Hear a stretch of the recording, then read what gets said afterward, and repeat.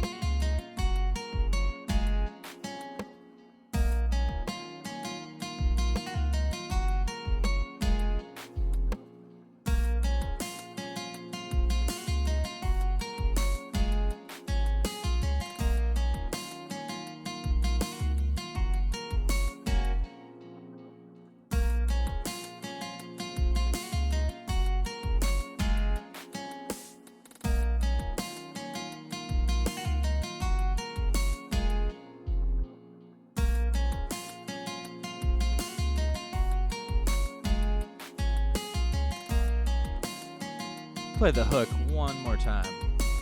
Here it is.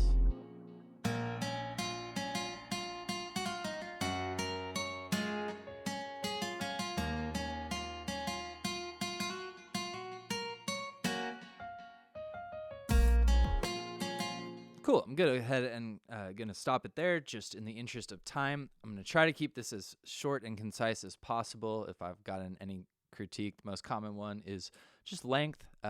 So again, try to go through this fast. So this beat, this instrumental is in the key of B flat minor. B flat minor has these notes: B flat, C, D flat, E flat, F, G flat, A flat, and B flat. You may have heard a lot of flats. There are quite a few black keys. In fact, all of the black keys, right? All 5. So if you were to be in any digital audio workstation, draw out the notes from A to A, that's going to be A minor. That's the most simple scale. Also, like if you're on a keyboard, you could play from A to A. That's your A minor scale. If in this DA, I drag these notes up, that's going to give us the notes for B flat minor.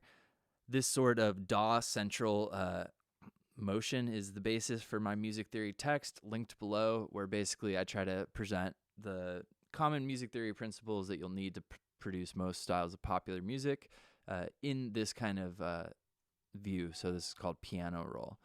All right, cool. So let me kill my audio just so we don't get any different stuff happening. All right, sorry about that. So the chord progression is a B flat minor followed by a G flat major. That's our 6th chord, followed by an E flat minor. That is our 4 chord, and followed by an F minor. That's our true 5. So this song is in the key of natural minor, B flat natural minor. You may have seen some of my other breakdowns where I talk about harmonic minor. The only difference would be that this top note, this 7th scale degree, would be raised. That would be called then the leading tone, and that would make this final chord major. That sounds pretty cool and like classical, really heavy. We find harmonic minor in lots of places. So let's go ahead into the main part of the song, which you're probably curious about. That is the guitar part. So I am using MIDI controlled, unfortunately not a default. I'm using something called Strum Sessions, the acoustic nylon. This came with one of my new synthesizers that I haven't done a video yet on. I think I did a video just with playing around with the sounds, but it's called an Op6 by Korg. Cool. So here's the arpeggio. Let's watch it while it plays.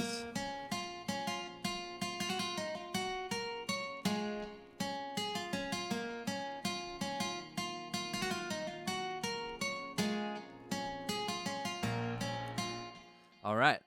So there's a lot of arpeggios happening. An arpeggio basically is a fancy way of saying a broken chord.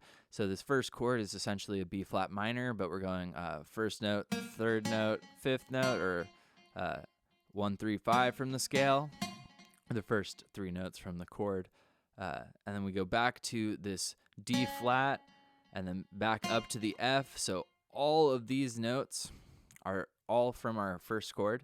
So it can be really fun if you write a chord progression and then you're in a computer or on an instrument, taking the notes, separating them out and creating some sort of arpeggio pattern. It will function. It'll work the same way for lyrics on top of it. If it works on the chord progression, should work on an arpeggio, as depending upon the instrumentation, I guess, so it's not in the way. But then we have something that would be called a trill in terms of classical music theory. That's like a really fast ornamentation. It's going from this 5th note up to the minor 6, so all scale notes. We get one note that's not in our chord, that is the 4, at the very end of that measure. Then we come into measure 2, and this is basically an arpeggio of the 2nd chord that we had. That is the F, the G flat. Sorry, blanking for a second. This G flat is this G flat major chord. Sorry, a little brain fart. Sorry about that. But yeah, so this B flat note is the minor 6. This is a minor 6 arpeggio, and then we're going to the 5 chord that's inverted. Essentially, we have the 3rd note on the bottom with that 5th note. So this harmony with the other stuff I'm going to show you is basically the 5 chord. Cool. And then coming to the very end, we get a D flat, kind of a filler note, into our last arpeggio run, if you will. This goes from A flat, F, to D flat, back to F, and this note would basically be a D flat major chord, or the relative major, the major 3 from the scale. Cool. So that basically repeats the whole song. There are some subtle nuances with regards to the actual trill. Sometimes it feels like more of an 8th note than an actual like 16th trill or 32nd note like you just saw. But for the most part, this is repeating the whole song. Instrumentation-wise, this song is pretty minimal. We're hearing this chord progression essentially throughout the whole song on a pad. It's really, really subtle. Those chords are what I basically just told you. This is our 1 chord, this is our 6 chord, this is our 5 chord, and you'll notice that we have a lot of common tones between these chords. I mentioned this before, but chord progressions where chords one after the other share a common note, we refer to as common tone chord progressions, and they pretty much always sound pretty smooth. So that could be a method you use to try to write a chord progression. So down here, you're looking at audio for vinyl noise. So if you want to make a beat like this where it sounds like a vinyl, if you listen to this instrumental, there's a lot of sort of hissing sounds at the beginning. That is this vinyl noise. So if you just look up vinyl noise, you can download samples like this. And then on top of our instrumental,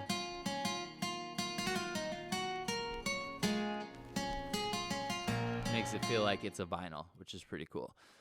All right. One of the things I love about this beat is I really love the sound of this. Anytime you have a riff that's repeating and then you add a bass line underneath it, especially if the bass line is like heavy and dark, I think it sounds really, really cool.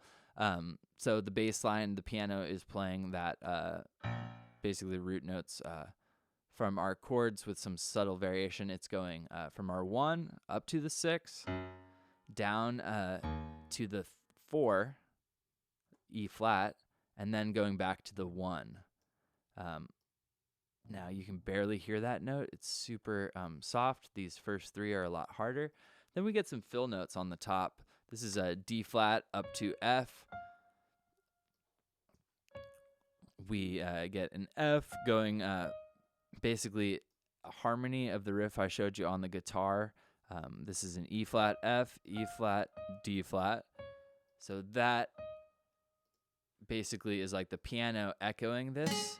So the first time we hear the guitar play the riff, and then we hear the piano play it. The notes have changed for the piano, but we're still, every note I've showed you so far and every note that I found in the song is in our key, meaning fancy word is diatonic. So our scale, those notes I showed you in the beginning, every note that you hear in the song comes from one of those 7 different notes. All right. Cool. Going into the drums. This is a standard backbeat, so we're at 81 beats per minute. Standard backbeat, which makes sense because 81 would be pretty slow to do halftime. And we're doing this dotted 8th note into a 16th note on the kick drum. Our snares, it's a rim shot for the first 4 measures, and then it goes to a bigger snare sound. It goes to a bigger snare sound when we get steady 16th notes. There are some subtle nuances in this, like for instance, there's a fill kind of snare hit that happens in the second measure each time. The cymbals in the beginning are doing this kind of like stutter, which is pretty cool. Let's play that. I'll solo out the drums.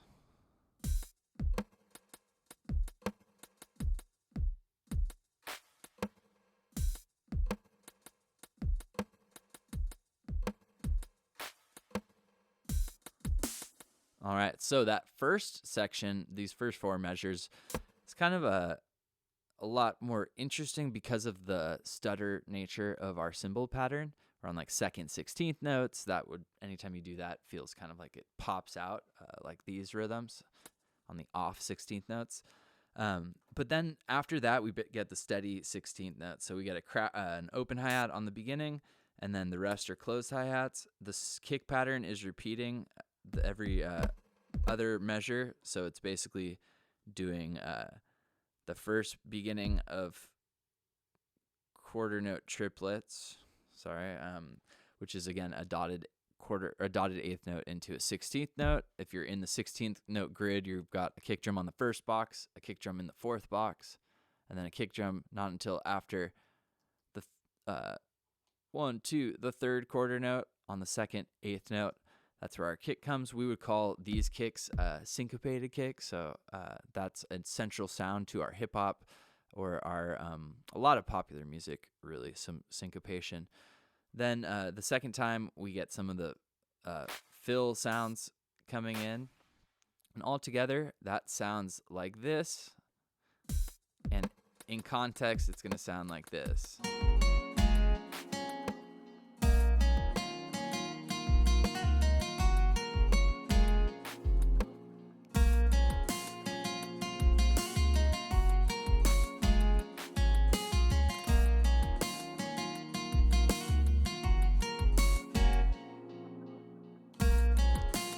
So this track also makes really good use out of just silence. So taking all your drums out and your bass out for a second can really make them more impactful when they come back. So listen for that in the original. The final thing we need to talk about is the bass line. And the bass line is pretty simple. It's following our kick drum pattern for the most part. We don't get the second hit with the 808, but the second time it follows like these are exactly with the kick drum. These are exactly with the kick drum. Get an extra bass sometimes. But the notes for this bass line are basically going B flat to B flat up to D flat. These are all in our chord there. We're then going down to the 5 or the 6, that G flat. This is our chord at the moment. So, and again, same exact rhythm as the kick drums. We're then going back to the 1 in measure 2. We basically do the same exact pattern where we go down to the G flat, but the second time we go down to F the next time, so we're changing the notes. That is almost happening the same time, but the second time we repeat, the difference is that we get this like bass fill where instead of playing just the B flat on the 1 and then the D flat, it happens later. This kind of feels like a stutter in the instrumental. So let's watch that.